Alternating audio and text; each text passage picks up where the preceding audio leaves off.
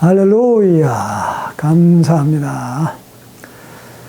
이 시간에 주의 성령께서 역사해 주옵시고 모든 흑암의 권세가 일절 틈타지 못하도록 주님 역사해 주옵시고 하나님의 귀한 말씀을 증거할 때 하나님의 놀라우신 은혜로 함께하여 주옵소서.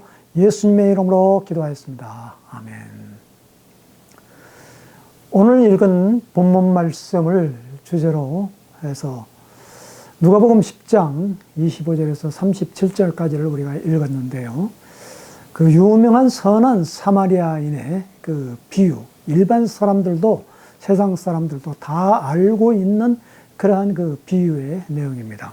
저는 그러한 그 윤리적인 그 도덕적인 일반 세상 사람들이 생각하고 있는 그러한 그 선한 사마리아인, 뭐 착하게 살아야 된다, 또 불쌍한 사람이 있으면 또 응급처치할 수 있으면 도와야 된다라는 그러한 차원에서 이야기한다기보다도 영적인 의미, 복음의 비밀을 오늘 이 시간에 말씀을 드리고자 하는 것입니다.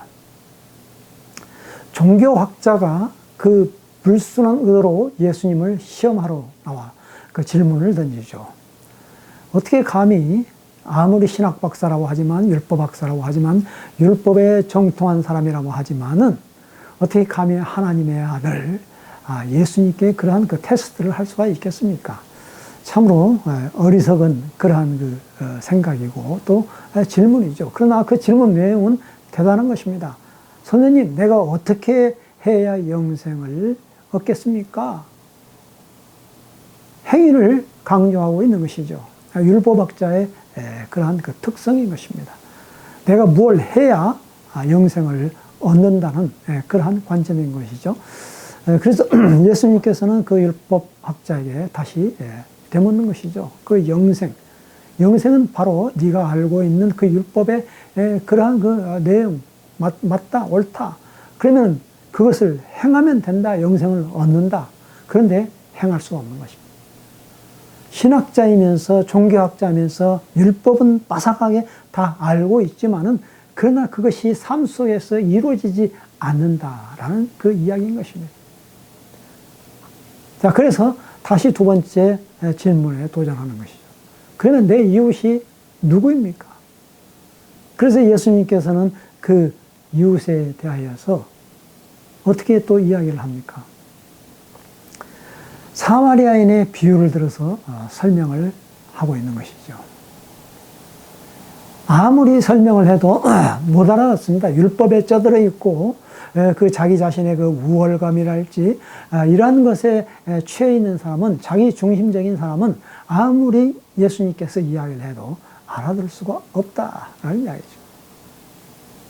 자, 그런데도 이제 예수님께서는 그 사마리아인의 그 비유를 하고 있는 것입니다. 강도 만난 자에게, 예루살렘에서 여리고로 내려가는 길에 강도 만난 자에게 누가 참된 이웃이겠는가? 라고 예수님께서는 질문하고 있는 것이죠. 율법학자는 자기 중심으로 내 이웃이 누구입니까? 나의 중심으로부터 타인을 바라보는 그 이웃을 지금 말씀하고 있는 거죠. 그런데 예수님께서는 그건 진정한 이웃이 될 수가 없다. 너의 중심으로 어떻게 상대방의 이웃을 찾느냐? 네가 바라보는 율법학자, 종교학자가 바라보는 그 이웃의 개념은 뭐냐면은 자기의 친한 사람, 자기의 동족, 자기와 함께하는 사람, 그런 사람들에게만 사랑을 베풀 수 있는 그러한 그 이웃이라는 것입니다. 그래서 사마리아인이 등장한 것이죠.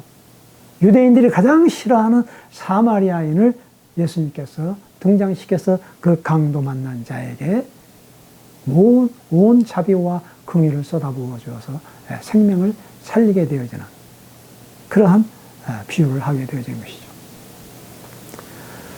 자, 그렇다면은 이제 영적인 의미를 우리가 한번 살펴봐야 되겠습니다. 이 본질적인 것은 바로 영생을 얻는 거죠. 그 종교학자가 질문하는 그 의도는.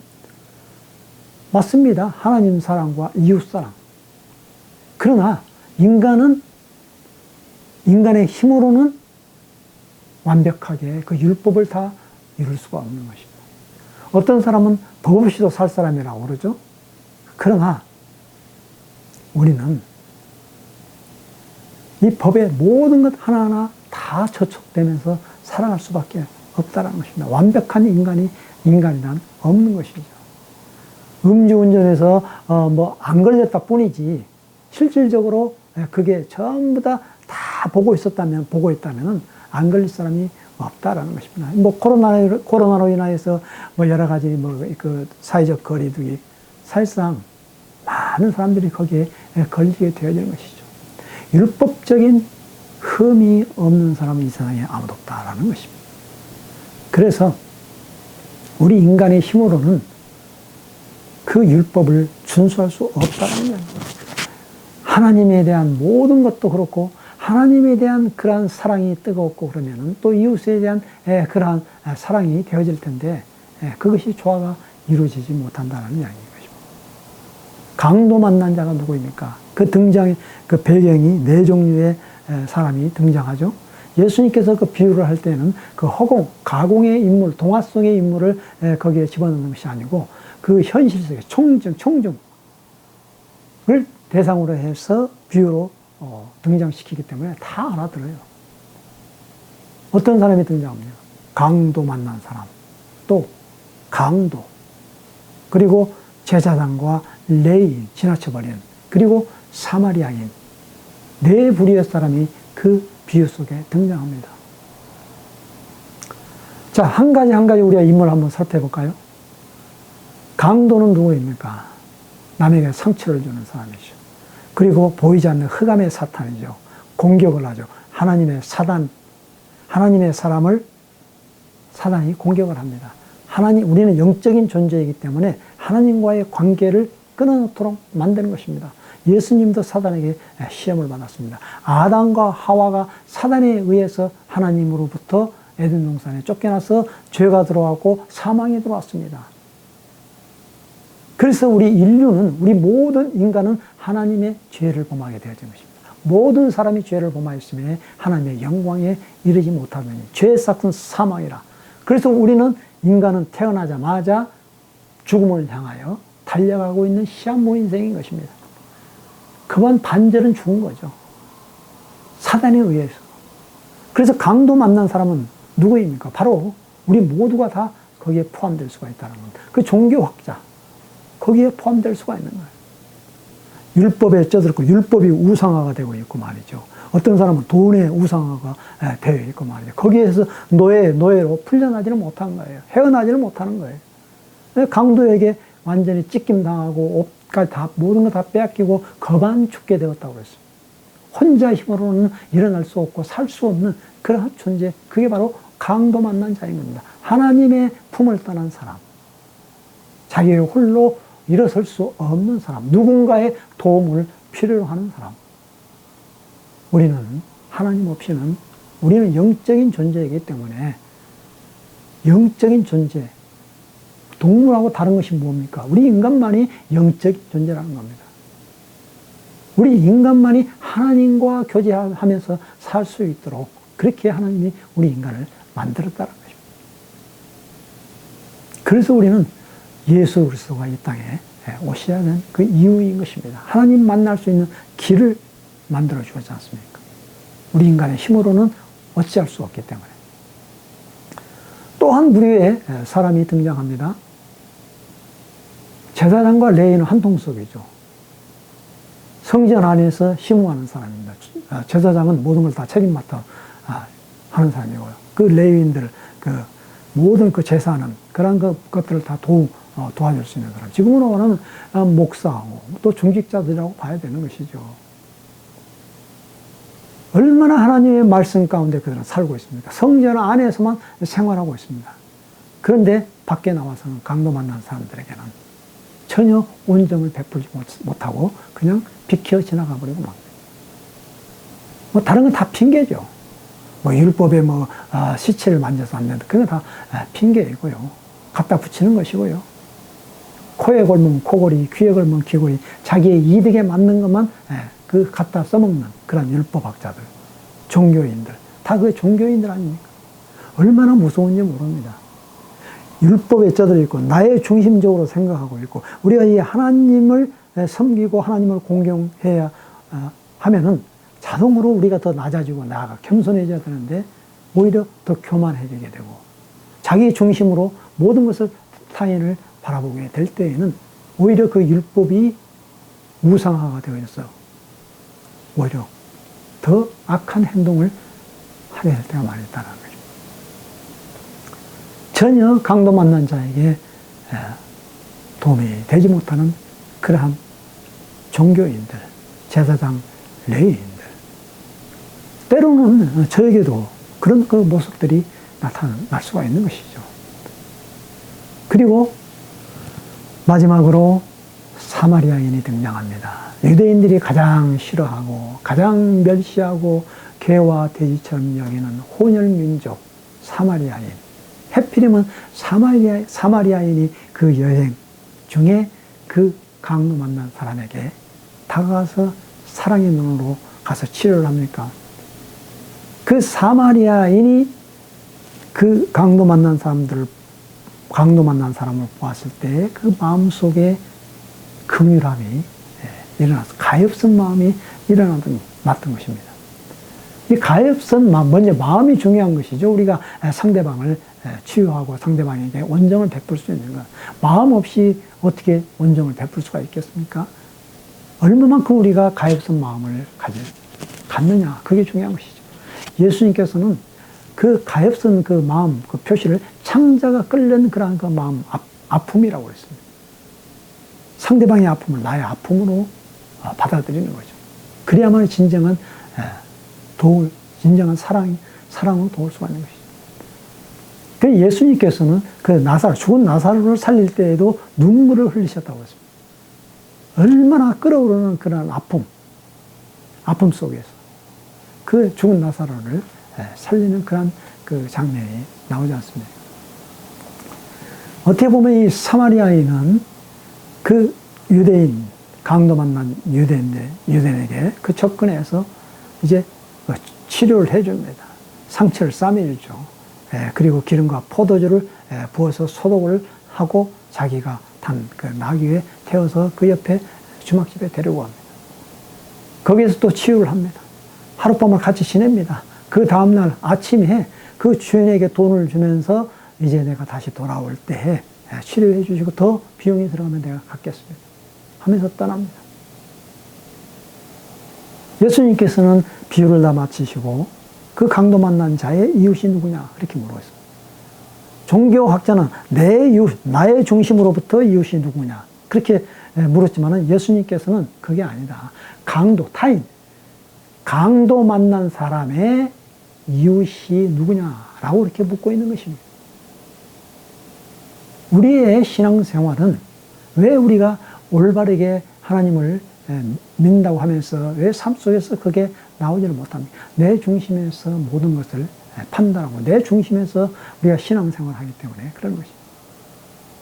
타인의 중심에서 우리는 신앙생활을 해야만이 그것이 올바로 긍휼로 은혜로 다가오게 되는 것입니다. 율법과 은혜의 그 차이점이 어디에 있습니까? 율법은 바로 자기가 막 행위를 해야 되는 거예요. 그러나 은혜는 뭡니까? 나는 할 수 없기 때문에 하나님의 도움과 하나님의 은혜를, 자비를 구하면서 하는 것이 그게 바로 은혜라는 것입니다. 율법과 은혜, 율법으로서는 지킴으로 인해서는 우리가 영생에 들어갈 수가 없어요. 하나님 사랑한다. 말로는 떠들 수가 있죠. 이웃사랑, 구호를 외칠 수가 있습니다. 그러나 진정한 사랑, 진정한 긍휼을 베풀 수가 없다는 이야기죠. 진정한 긍휼은 어디서 나옵니까? 바로 이 사마리아인이 그런 그 자기의 모든 것을 다 붓고 있는 것을 다 쏟아 부으면서 그 사람을 생명을 살렸을 때 그 생명의 회복이 되어졌을 때 그 기쁨, 또 유대인이 그것을 거부했다고 그러면 자기는 살아날 수가 없는 것 아니겠습니까? 사마리아인에서 나는 나한테 접근하지 마 하면서 그렇게 했다면 그 사람은 죽었을 것입니다. 바로 우리는 그 유대인이 그 사마리아인의 치유를 받아들임으로 인해서 생명을 회복했을 때 그 사람이 일어나서 이제 또한 상대방의 자기와 같은 처지에 있는 사람을 도울 수가 있고 온정을 베풀 수가 있고 사랑을 베풀 수가 있다라는 이야기입니다. 우리 인간의 혼일로 힘으로는 아무것도 할 수 없는 존재입니다. 어떻게 해야 우리가 영생을 얻겠습니까? 뭘 하려고 하지 마십시오. 내가 어떤 걸 해야 한다고 하지 마십시오.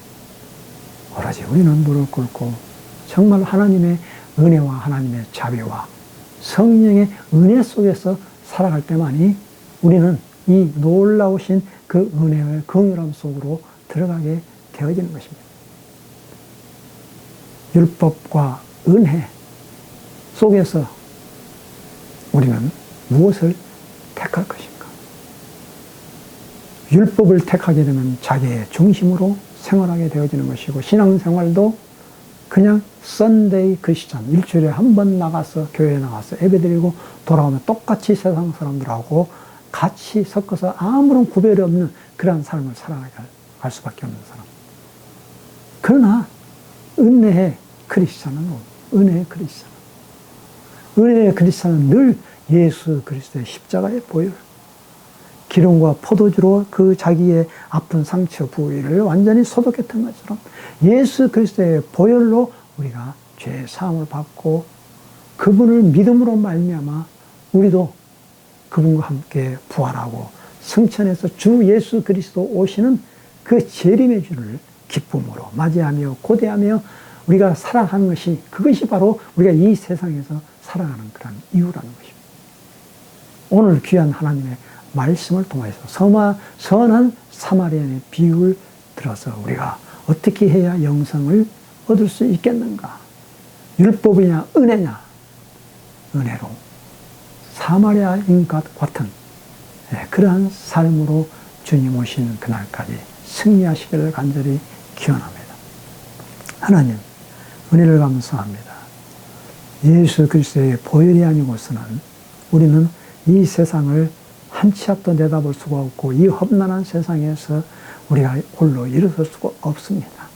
주님 도우시옵시고 주의 성령과 주님의 놀라우신 기름 부으심과 은혜와 자비와 긍휼로 우리가 다시 일어나게 도와주옵시고 신비로운 경험을 함으로 말미암아 생명의 회복을 얻어서 주님 다시 오시는 그날을 바라보면서 고대하면서 기대하면서 기쁨으로 살아갈 수 있는 감사함으로 살아갈 수 있는 겸손의 은혜를 저희들에게 허락하여 주옵소서. 예수님의 이름으로 감사하기도 하였습니다. 아멘. 나 무엇과도 주님을 바꾸지 않으리. 다른 어떤 은혜 구하지 않으리. 오직 주님만이 내 삶의 도움이시니 주의 얼굴 보기 원합니다.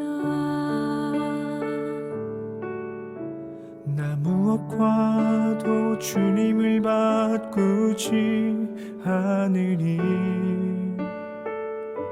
다른 어떤 은혜 구하지 않으리. 오직 주님만이 내 삶의 도움이시니 주의 얼굴 보기 원합니다. 주님 사랑해요. 온 마음과 정성 다해 하나님의 신실한 친구 되기 원합니다.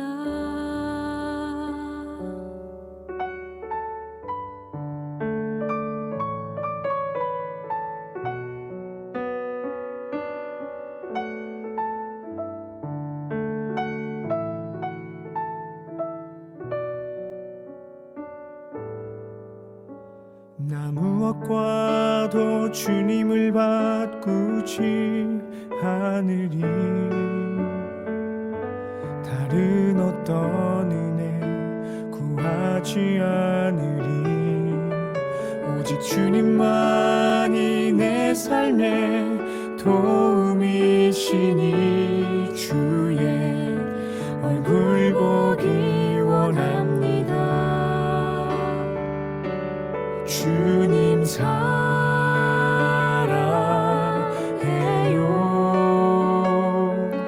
온 마음과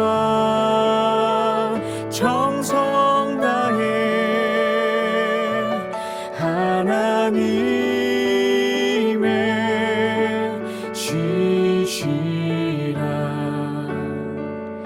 친구 되기 원합니다. 주님 사랑해요.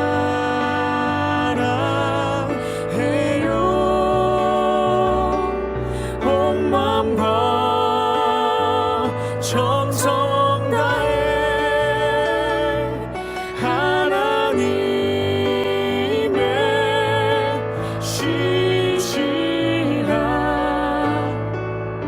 친구 되기 원합니다.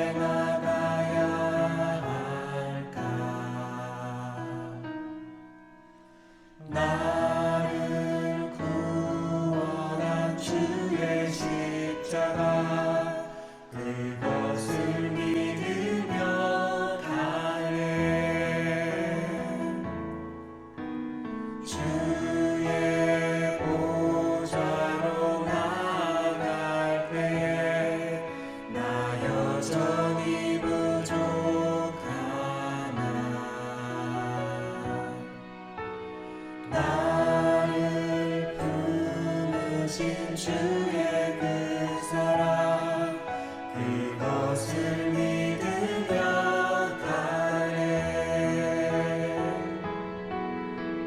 자격 없는 내 힘이 아닌 오직 예수님의 보혈로 자격 없는 내 힘이 아닌 오직 예수님의 보혈로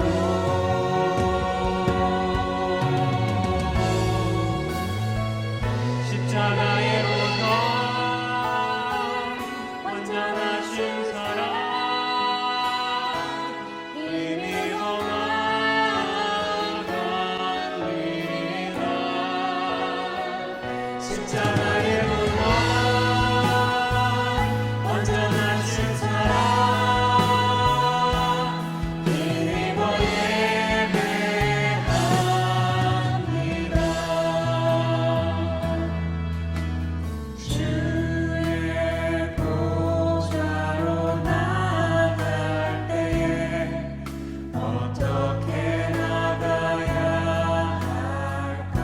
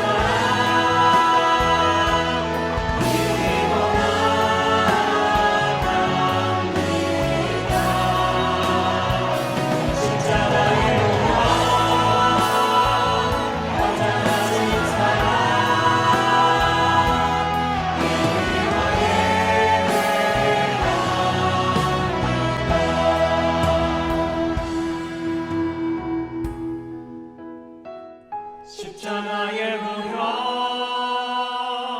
완전하신 사랑 힘입어 나갑니다.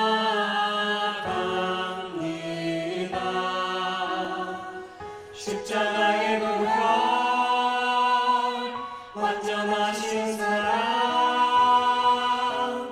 힘입어 예배합니다.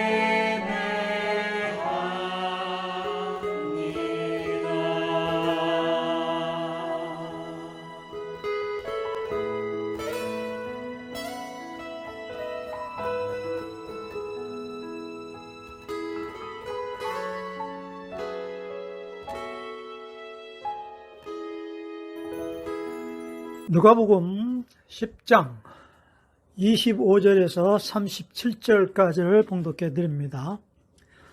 그때 어떤 종교학자가 일어나 예수를 시험하는 질문을 던졌다. 선생님, 제가 무엇을 해야 영원한 생명을 얻겠습니까?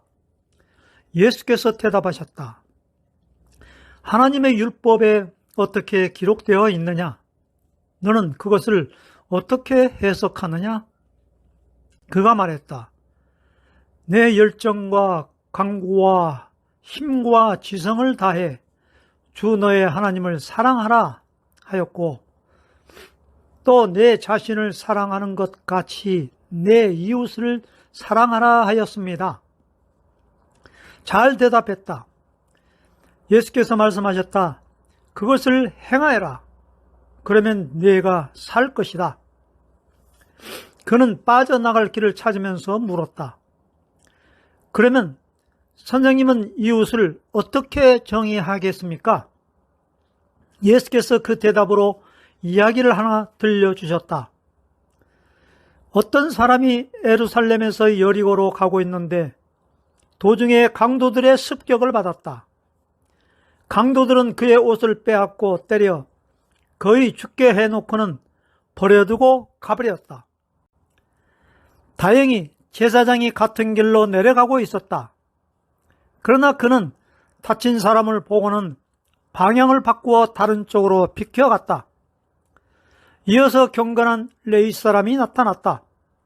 그 역시 부상당한 사람을 피해 갔다. 그 길을 가던 어떤 사마리아 사람이 그 사람에게 다가왔다. 사마리아 사람은 그 사람의 처지를 보고는 가엾은 마음이 들었다. 그는 상처를 소독하고 붕대를 감아 응급조치를 한 뒤에 그를 자기 나귀에 태워 여관으로 데려가 편히 쉬게 해 주었다. 아침에 그는 은화 2개를 꺼내 여관 주인에게 주면서 말했다. 이 사람을 잘 돌봐 주십시오. 비용이 더 들면 내 앞으로 계산해 두십시오. 내가 돌아오는 길에 갚겠습니다. 내 생각은 어떠냐? 세 사람 가운데 누가 강도 만난 사람의 이웃이 되었겠느냐? 종교학자가 대답했다. 친절을 베푼 사람입니다. 예수께서 말씀하셨다. 너도 가서 똑같이 하여라.